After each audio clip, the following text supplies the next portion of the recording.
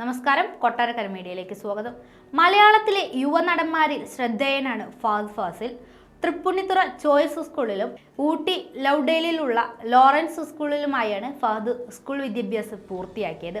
തുടർന്ന് SD കോളേജിൽ നിന്നും BCom ബിരുദവും മിയാമി സർവകലാശാലയിൽ നിന്നും ബിരുദാനന്തര ബിരുദവും കരസ്ഥമാക്കി. അച്ഛനായ ഫാസിൽ സംവിധാനം ചെയ്ത കയ്യെത്തും ദൂരത്ത് എന്ന ചിത്രത്തിലൂടെയാണ് ഫഹദ് സിനിമയിലെത്തുന്നത്. ആദ്യ ചിത്രമായ കയ്യെത്തും ദൂരത്ത് കാര്യമായ ചലനങ്ങളൊന്നും ഉണ്ടാക്കിയില്ലെങ്കിലും അതിലെ മനോഹരമായ ഗാനങ്ങൾ ശ്രദ്ധിക്കപ്പെട്ടു.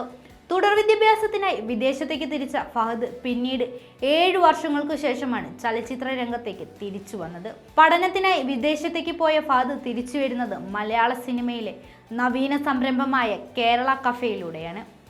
സമീർ താഹിർ സംവിധാനം ചെയ്ത ചാപ്പാക്കുരിശ് എന്ന ചിത്രമാണ് ഫഹദിന്റെ ചലച്ചിത്ര ജീവിതത്തിൽ വഴിത്തിരിവായത്.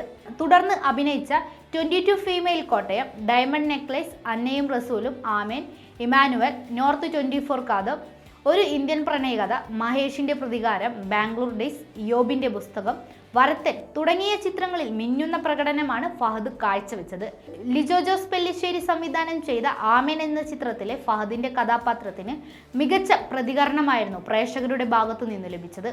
അന്നയും റസൂലും നായികയായിരുന്ന ആൻഡ്രിയ ജെറമിയോടുള്ള തന്റെ പ്രണയം ഫഹദ് ഒരു അഭിമുഖത്തിനിടെ തുറന്നു പറഞ്ഞിരുന്നു. യുവനടന്മാരിൽ ഏറ്റവും കൂടുതൽ പ്രതിഫലം വാങ്ങുന്ന നടൻ കൂടിയാണ് ഫഹദ്. 70 മുതൽ 80 ലക്ഷം വരെയാണ് ഫഹദിന്റെ പ്രതിഫലം. മലയാള ചലച്ചിത്ര നടി നസ്രിയ നസീമുമായി 21 ഓഗസ്റ്റ് 2014 വിവാഹിതനായി. വിവാഹത്തിനു മുൻപ് അഞ്ജലി മേനോൻ സംവിധാനം ചെയ്ത ബാംഗ്ലൂർ ഡേയ്സ് എന്ന ചിത്രത്തിൽ ജോഡികളായി ഇരുവരും അഭിനയിച്ചിരുന്നു.